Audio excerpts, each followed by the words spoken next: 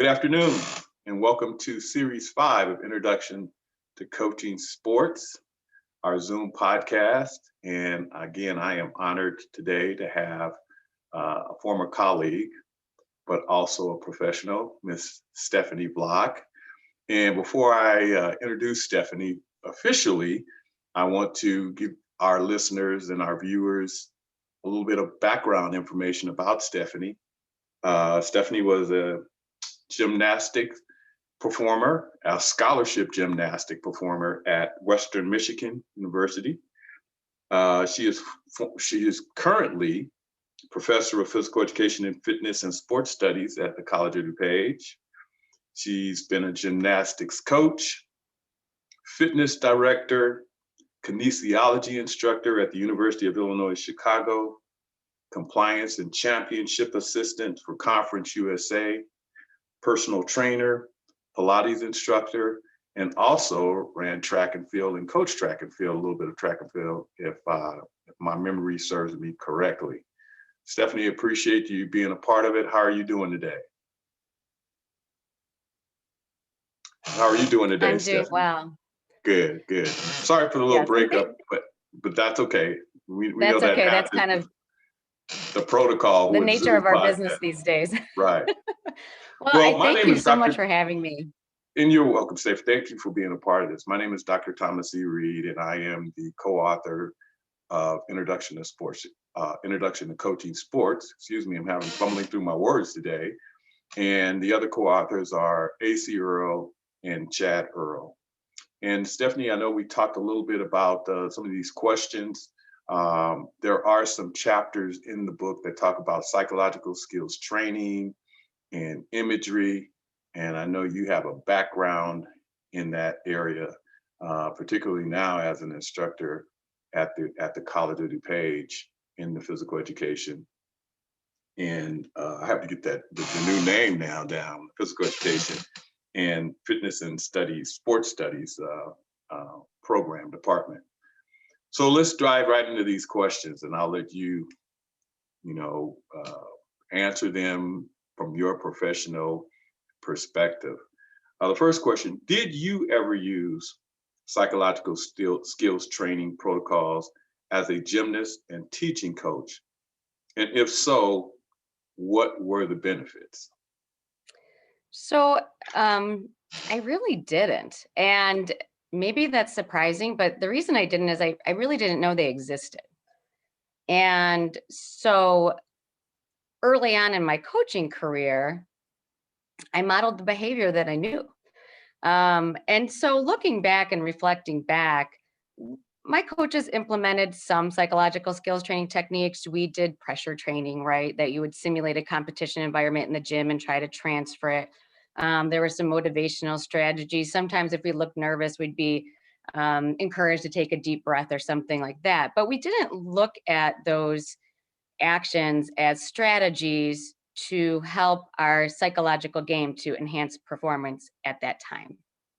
And so, again, early on in the coaching career, I kind of did the same. I coached what I knew. I coached what I thought would be successful, and I knew that athletes needed to concentrate, and I knew that they needed to focus, and I know they needed self-confidence. And so I would cue something like, "Remember self-confidence."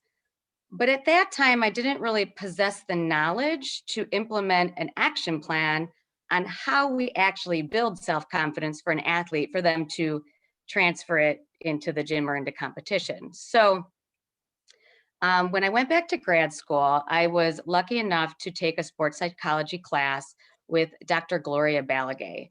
And she is world renowned. She is USA track and field sports psychologist. She's worked with USA Gymnastics, and I believe she's worked with the NFL. And so it was really an aha moment for me because this is past my competition years now. And so I'm sitting there, even the first day of class, and she's going over these examples, and I'm like, I should have known all this when I was competing. Like, I should have been implementing cognitive strategies into my practice plan this whole time. Mhm. And I wasn't. And so I became fascinated with the cognitive piece of sports. And so that's really where it started for me when I started coaching again. And at this time, I was coaching track and field. I was coaching at the varsity high school level, men's and women's, and we weren't a highly competitive team. But I knew more now, right? So I've gained more knowledge. And I started thinking about what strategies could I really implement to make this team a really positive experience? So, I was in a situation, I was teaching physical education at a small private school in the city, and I had an opportunity to coach the track team. So I was handed the team. And I really started thinking about first, what were the motives of the athletes that were joining the team? Right. And a lot of times, track and field, no cut sports, this was definitely that situation. We had a lot of students. It was great. Some had a lot of potential and talent. Others just really wanted to be there because it was fun, and they wanted to be part of a team. So I really started asking the athletes, why are you here? Why did you decide to run track? And I got various answers. But in this particular team, it was fun being part of a team. My friends were doing it. I like to run. And just, oh, college resume, that was a big one, right? I wanted something on my college resume. So that really made me reflect, because if you looked at my motives as an athlete, because I was a highly competitive athlete, I wanted to get better and I wanted to win and I wanted to compete in college and I wanted to do the best that I could every single day. And that was just me. And so I'm like, okay, so these athletes don't have the same motives. And so the same motivational strategies are not going to work here. Mhm. Um, and so I started asking about why they were here. When I started getting a feel, and nowhere in those were they like, I want to go to state. We did have some student athletes go to state, but it wasn't like, I want to run in college. Those weren't their motives. So I had to link my motives as a coach with theirs with the team that I was working with. So why was I coaching above and beyond that? I really do like to coach. What were my strategies going to be? And so I had to link those two in some sense, right? I mean, I'm still I see potential in an athlete. I'm like, oh, you have potential. I know what we can do with this. But if they're not on the same wavelength than I am, then it doesn't work well, right? So I started implementing some motivational strategies based on the motives that the team possessed. So did a lot about team cohesion, right? Team cohesion. We focused on making a positive environment, a fun environment, socialization, team dinners, outings, distinct T-shirts, right? Team cheers, those types of things that created this positive environment that these athletes really wanted to be there. The other thing that we tried to do was really focus on providing recreational yet competitive situations for these athletes so they felt successful. So for those individuals that wanted more competitive environment, we could provide that for them. And so we really focused on putting them in successful situations in practice, but also in competition, because in those situations, and if we've coached, we've probably had these situations, we want to win and we want to be successful, but we do have to give everybody an opportunity to run. And sometimes those don't link, right? Um, so we did have some athletes at the time, student athletes that they struggled a little bit with the running, but we want them to be a part of the team. So making the lineup was more than just where are Beth athletes going to go and how are we going to get points. It was, where are these athletes going to be successful? Where can we push them a little bit if they want to be pushed, and where can they succeed? That was really important at the time. And so um, those motivational strategies based on the motives worked really well for that particular team. The other strategy that we really tried to implement, that I tried to implement, was goal setting. And I know you talk about goal setting in your book as well. Individual goals, right? What are your track and field goals? And everyone had to have one. And I'll tell you that got easier over time because they expected it from me. Because of course, the first time I'm like, okay, we're all going to set a goal. And they're like, what? They didn't all want to set goals all the time. But I said, this is important. So what are your goals? And then I got to know exactly what everyone's goals was. Were they there just to have fun because their friends were there? Or did they really want to make it to the next level and be a little bit more competitive? And so knowing those goals really helped us motivate. We also set team goals. And so even though everybody had an individual motive and an individual goal, we together, so the team had some stake in the team goal. What do we want to do as a team? And so we formulated that together. And so again, that goes back to motivation, team cohesion, self-confidence. We're all working together to reach this team goal. And so again, we did that as a team. And we reminded them several times of what our goal was going to be. We set short-term goals, we set long-term goals, and we had to make sure as coaches for sure that those were realistic, they were achievable, and we had to understand that they were fluid. We set goals, and sometimes a goal gets set or we achieve a goal earlier than we expected, and we have to change. Sometimes it's not working out so well. Sometimes, unfortunately, someone gets injured and is out for a period of time. So those goals had to keep moving in a fluid direction to make those athletes feel successful. And then we focused on showing measurable progress, where we could. Okay, you started here, third meet, fifth meet, right? And so that it just gave them a big sense of accomplishment. So for that particular level and age group, I think it worked really well. And I, as a coach, got better at it over time as well. The first time I tried, I was like, this seems to be working, you know. And then every year it got a little bit better. The team, we had repeat athletes come out every year. And then that was the expectation that we were going to implement some of those things. So, by the fifth year, I coached that team for, I'm forgetting now, 4 or 5 years. But by the last year, I think it worked pretty well. We had a really great little team there, and we had a good success. I mean, we didn't even have a track where we were running. So the only time that they actually even got on the track was competition. So I think that we were really successful with what we were handed with in terms of facility, for sure. Yeah, that's great. Let's reflect a little bit about your experience as a gymnast. If you had one or two things, and again, just talking about the psychological skills training, now that that area, what would you have implemented for yourself when you were competing at Western Michigan? What are one or two things that probably could have benefited you, as a scholarship gymnast? A lot, looking back.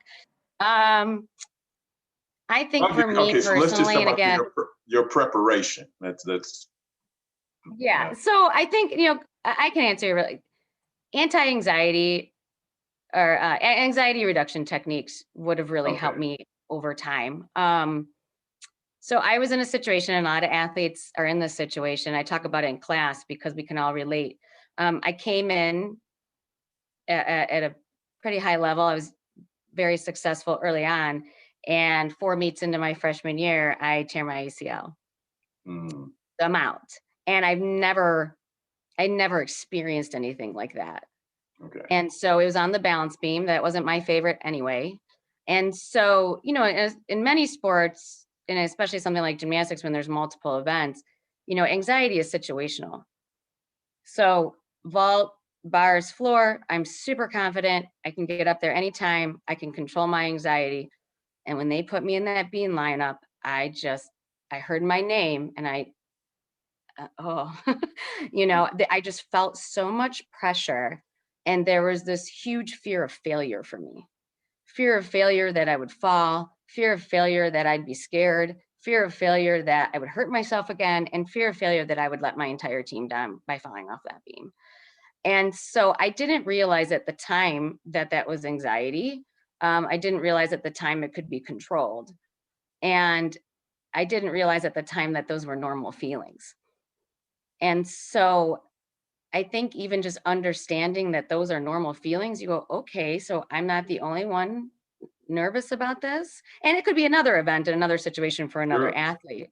Sure. But, you know, deep breathing, imagery, um, some sort of progressive relaxation or, mindfulness, which is a big term right now, right?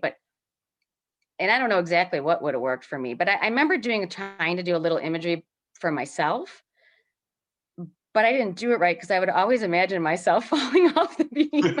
And so that is counterproductive, right? So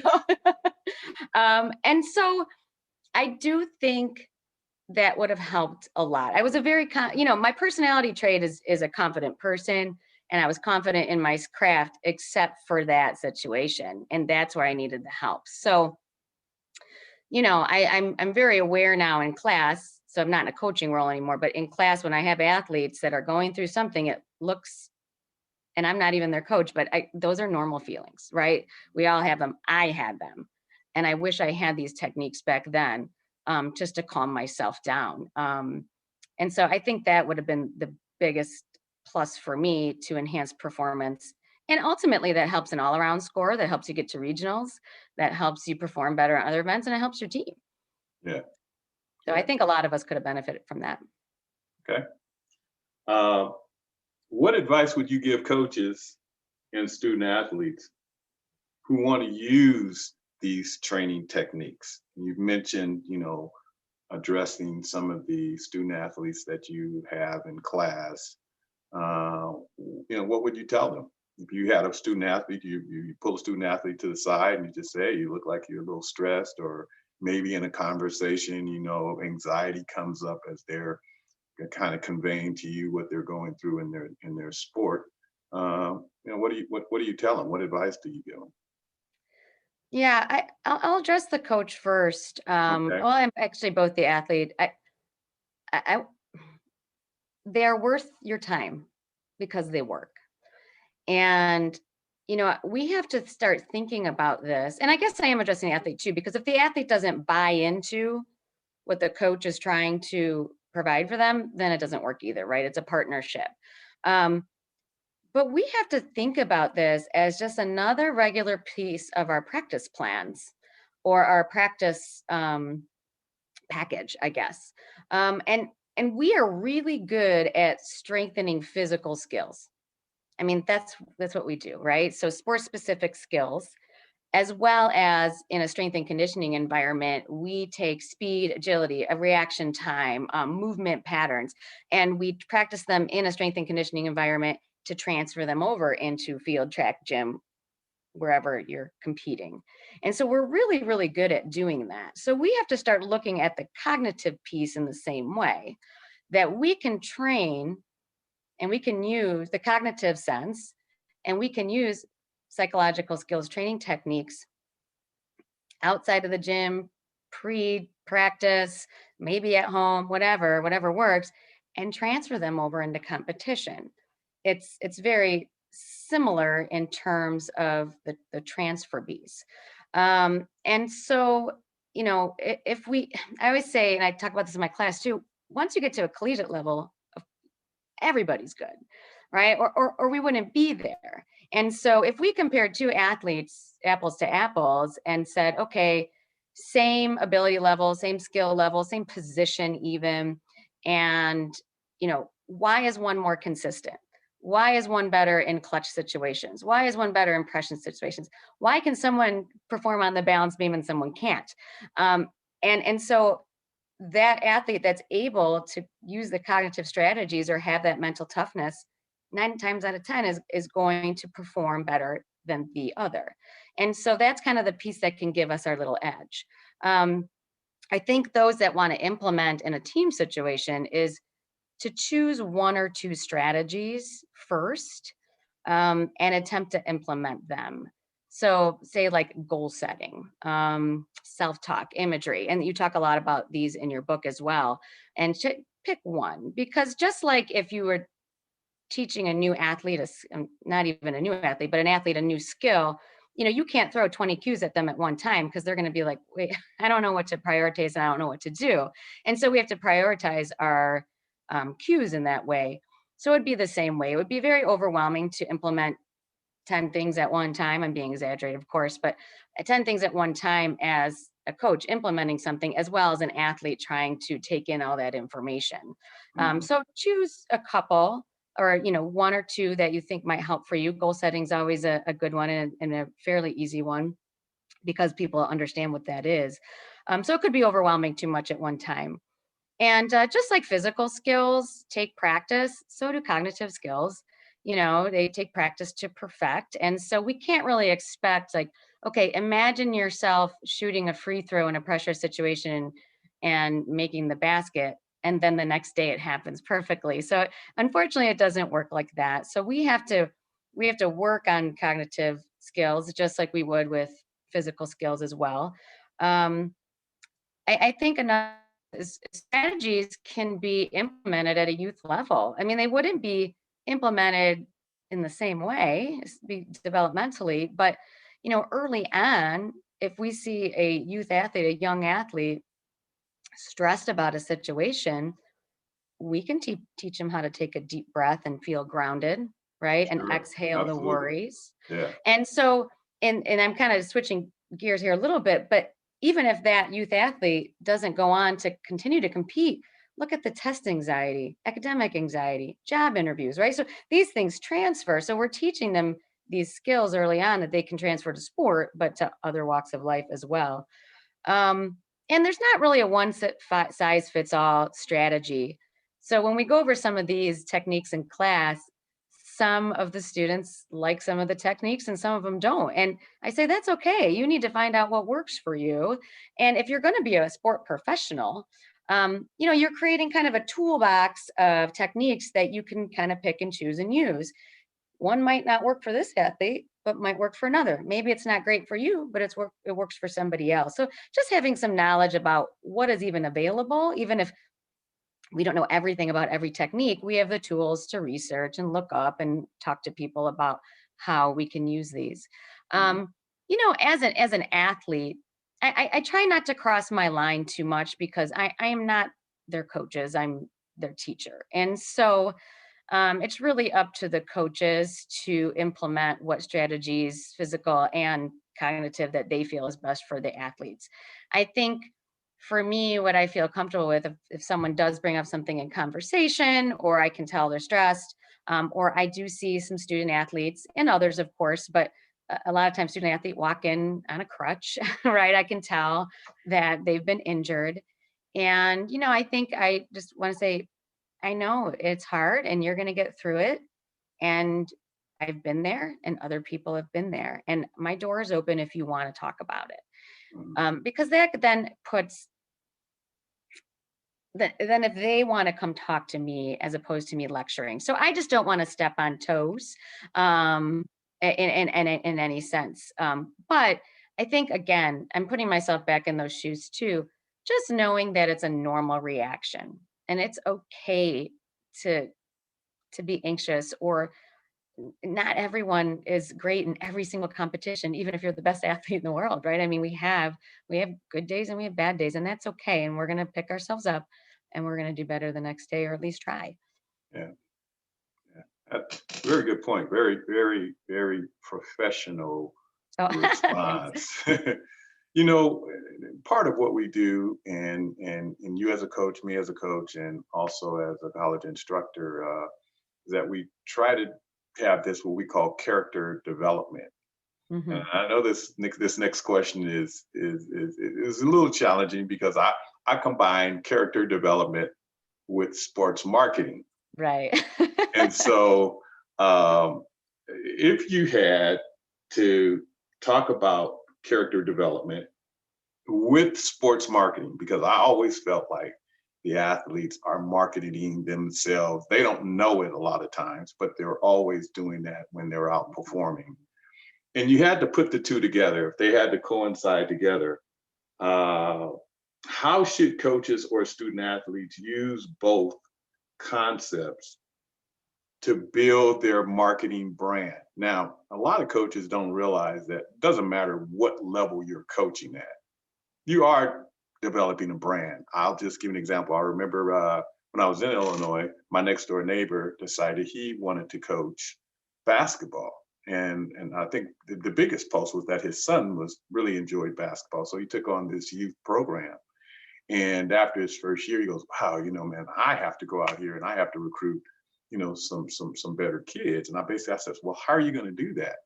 And we started talking a little bit about branding and it was more recruiting. But I said, every time you're out there and you're coaching, you're kind of branding yourself. There's this marketing thing that's going on. So if you come to me and ask, can my kid be a part of your program? And I've had an opportunity to see your team play, I'm looking at how you work on the sidelines, how work with the kids. And that's kind of branding. So you're like, oh, never thought about it that way. So if you had to, talk to coaches or student athletes and kind of put those two things together for them to understand the marketing branding, how would you lay that out? How would you convey that to?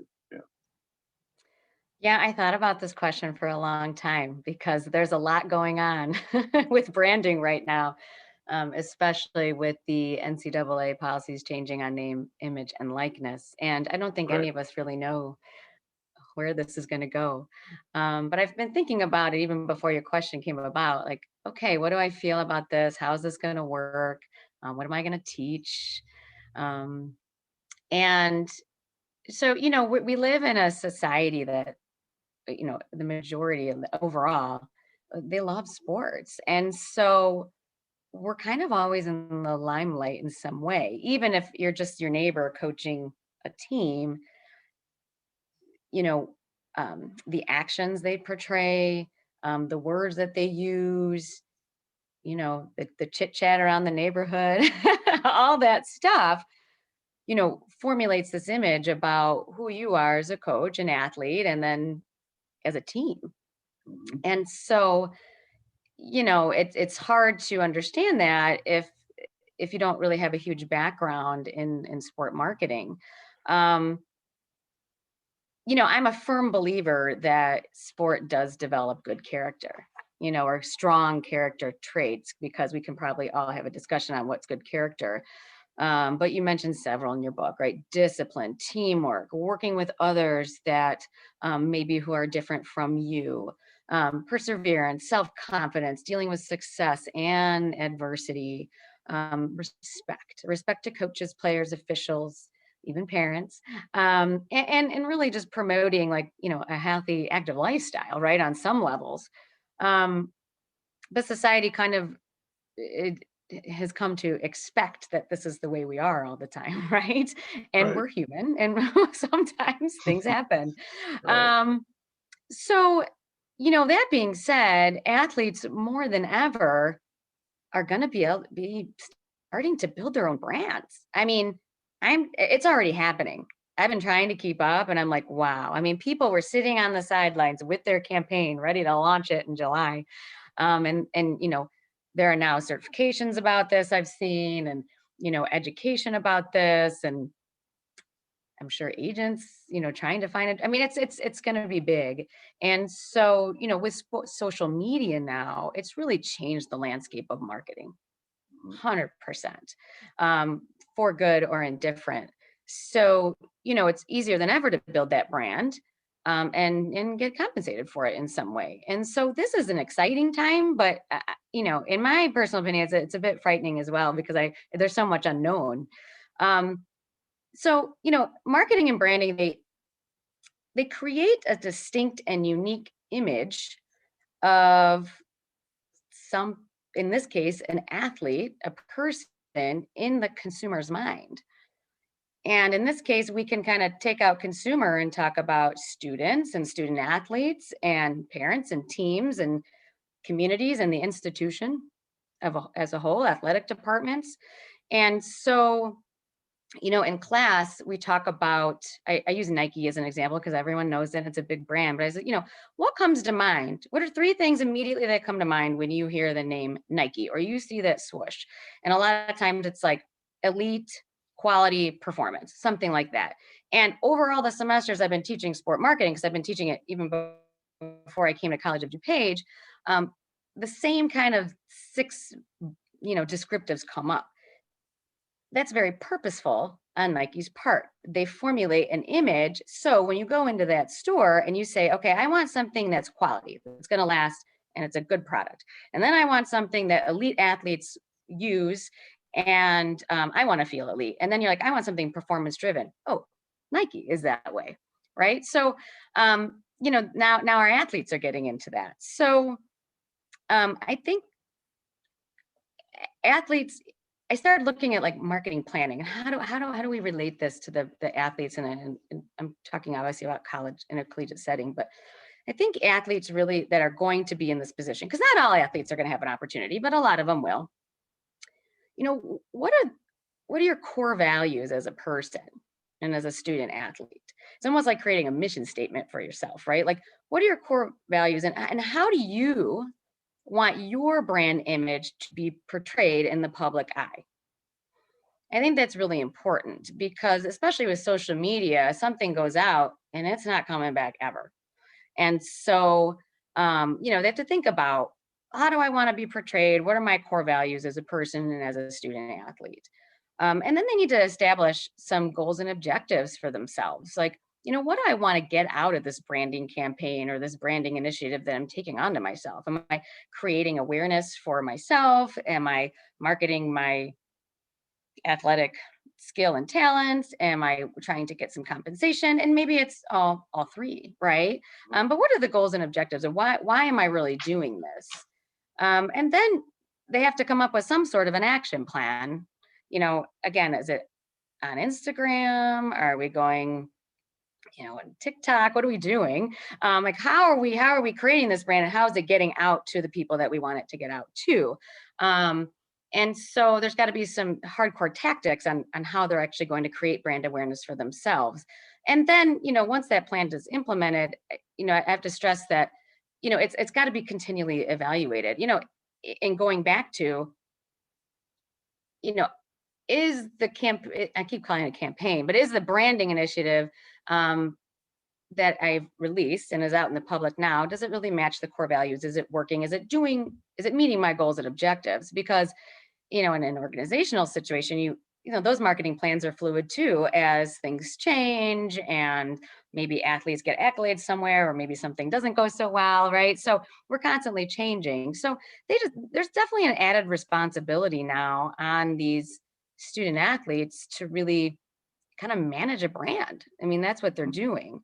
So, the goal is to build positive brand equity, right? Like a strengthen a brand that's a positive way, because we've probably read several stories about when brand equity goes the other way and it's not so great, and people are kind of digging themselves out of that. So they always really need to be mindful of the content, the creative content that they're posting, whether it's a quote or an image or an opinion, whatever they're doing. And ideally, in an ideal world, of course, that would reflect the core values of what they want to portray. And so, because everything that's posted and everything that's out there really does formulate that image in the public's eye.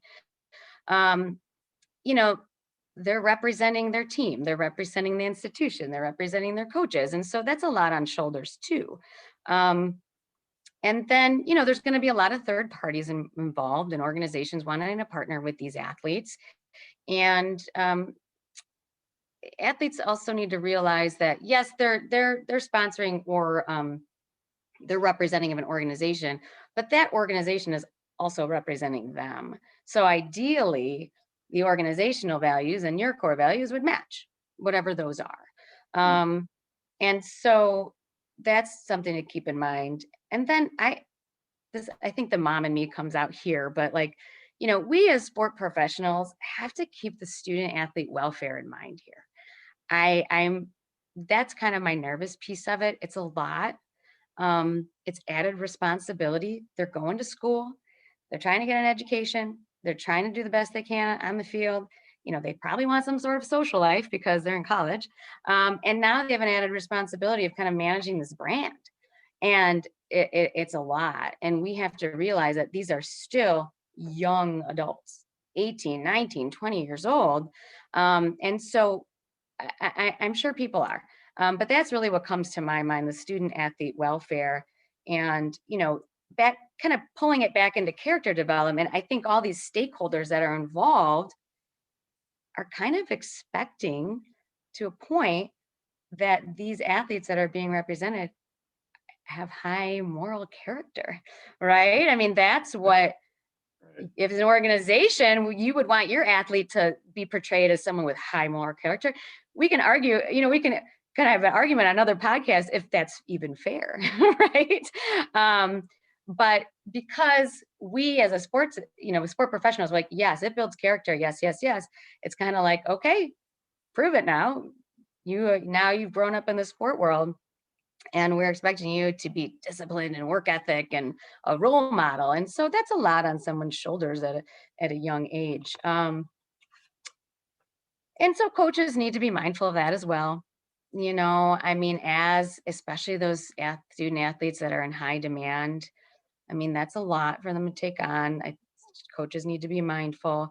And, I'm sure there's going to be some position in athletic departments that, handle NIL or education to student athletes on NIL and how to handle all this. I was kind of searching around. I didn't really see anything yet, but there's got to be something like that's probably brewing, because it's gonna be a lot. And my fear is, society can be not, they're not always nice, and so we have to be able to handle, if we're putting ourselves out there, a comment or two that isn't welcome. And so Right. psychologically, we have to be able to handle that as well. So exciting times, nervous times. Um, Right. but that's how I kind Well, of tied those two I think you together. raise a good point, and I think for coaches, it's going to be tough to manage because, part of this marketing brand, and when we look at, how I'll just say athletes in general, but being a little bit more specific, professional athletes, Mhm. sometimes, they'll go out or they'll say things that really shouldn't reflect what we would say solid core values. And that brings on more attention in some cases. It could work to their advantage. And my fear is that sometimes athletes can look at that and say, well, maybe I can act out and this will bring a little bit more attention to me, as an athlete.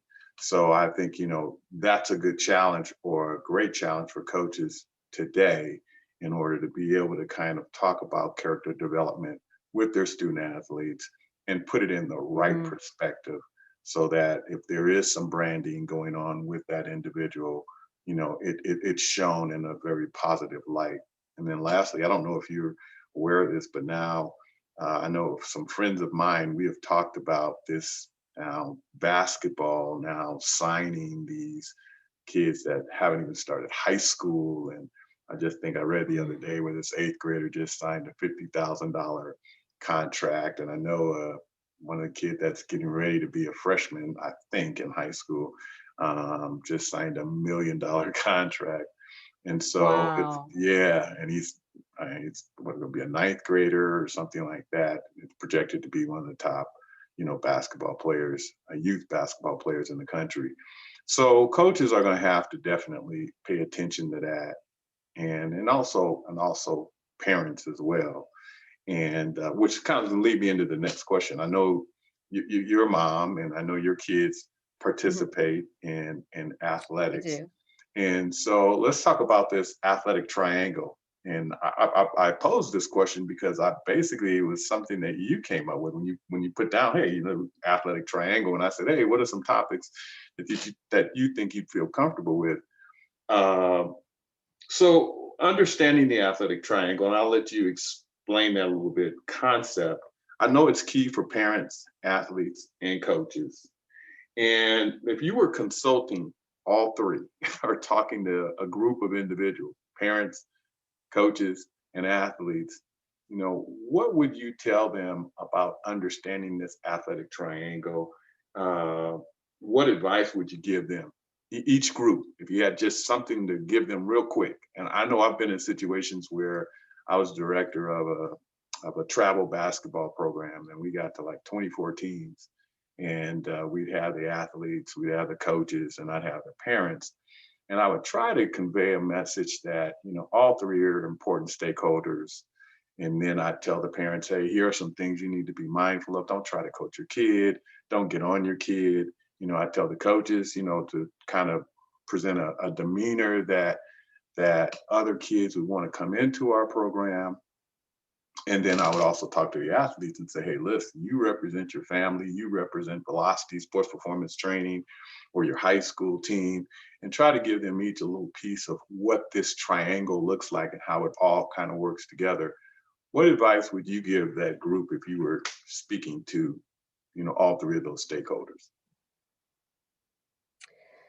Yeah. So, I think first and foremost for each of those groups, they need to know what it is. I don't know how many people outside of if they study sports for a living really know what the athletic triangle is, even if it exists, right? Probably Um, don't. right, right. And Right. so I think it's a really important um, concept because the athletic triangle, it's a visualization of the partnership and communication lines between the athlete and the parent and the coach. And obviously the parent is more involved at a youth level, right? And then the parent becomes less involved.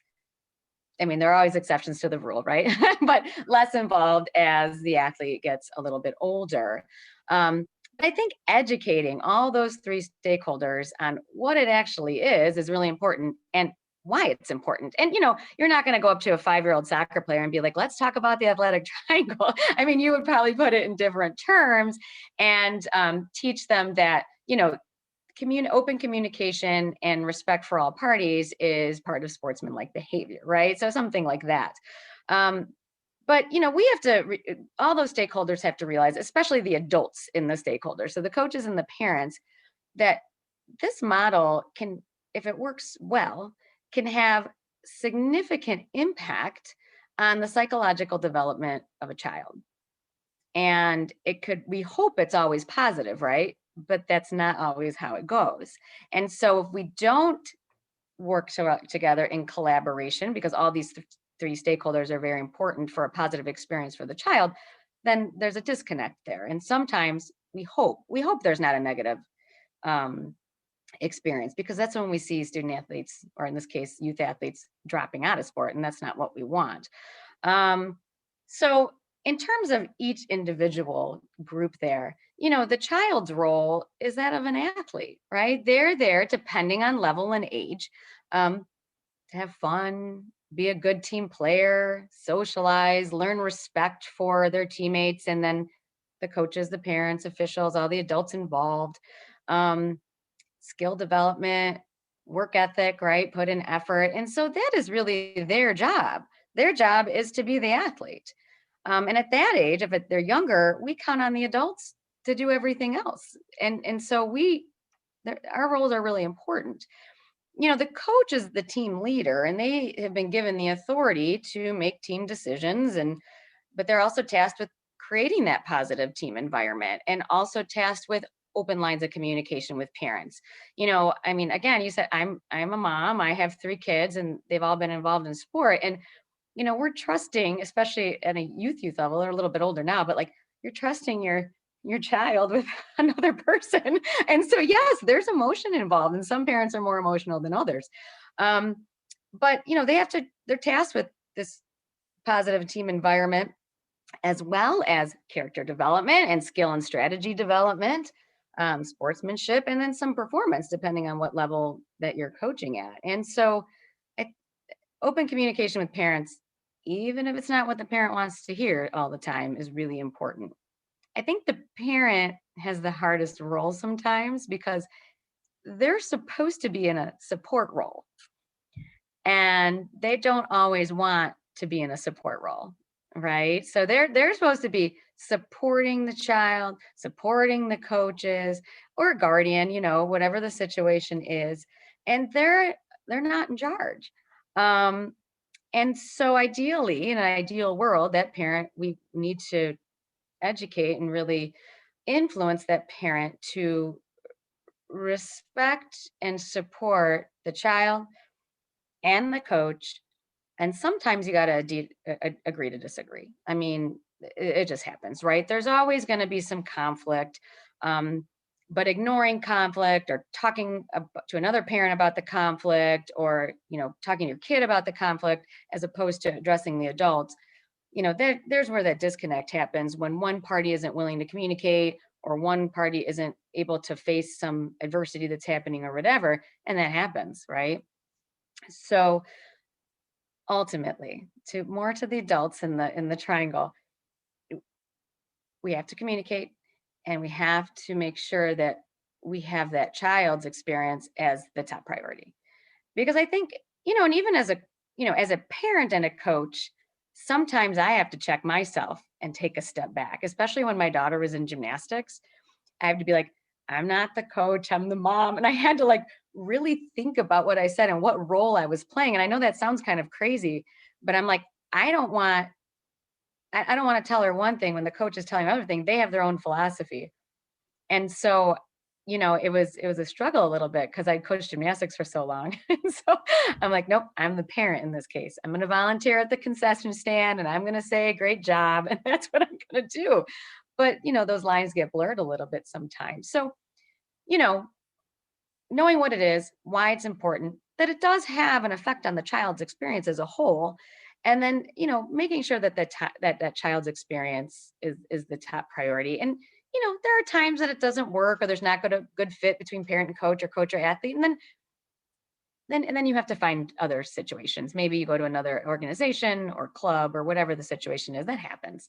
um, but yeah, it's Yeah. the child is the priority in that case. And that's so well put. And I think that that should be in coaches' dialogues when they recruit, talk about this athletic triangle and how important it is. And certainly, I know that's tough for you. I mean, you're a scholarship athlete in gymnastics, so you probably know what you're talking about. I probably you know what you're talking about. So I can appreciate the fact that you do take a couple of steps back. Well, this has been an outstanding um, podcast, Stephanie. This is great. I'm sure our listeners will get a lot of this information, will take a lot of this information, hopefully to heart. I know it's going to be very advantageous for those who will be looking at this podcast. One thing I didn't do, though, let's talk about your educational background. What are your degrees in? I know that's important. I know a lot of our listeners, sometimes I miss that at the beginning.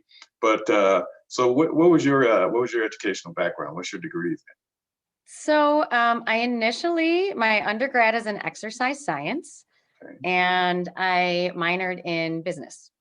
Okay. And so I combined the science with the business because I do like behind the scenes work in that capacity. And then I went back to further my degree, and so my master's is in kinesiology with like an emphasis in sport management and marketing.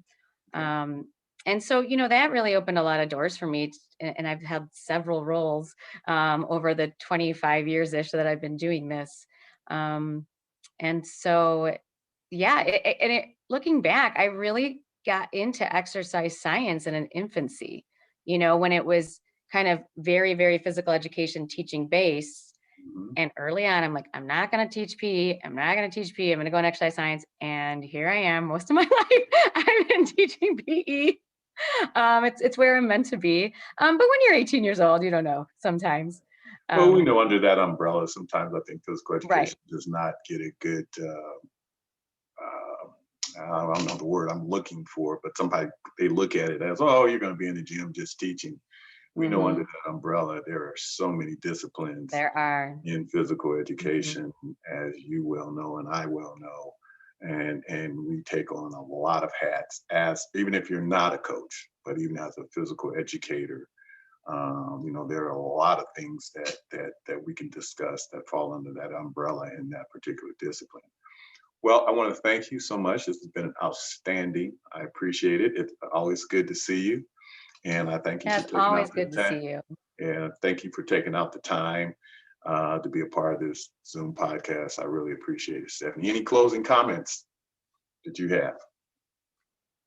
Um, I don't, other than, thank you so much for having me here. It's really been a pleasure. And you broke up a little bit, so maybe I'm repeating something, but it is always good to visit with you, Dr. Reed. All right, Stephanie, thank you so much. And I will stay in contact. Tell the family I said hello. Okay. All righty. Absolutely. Same to you. All righty.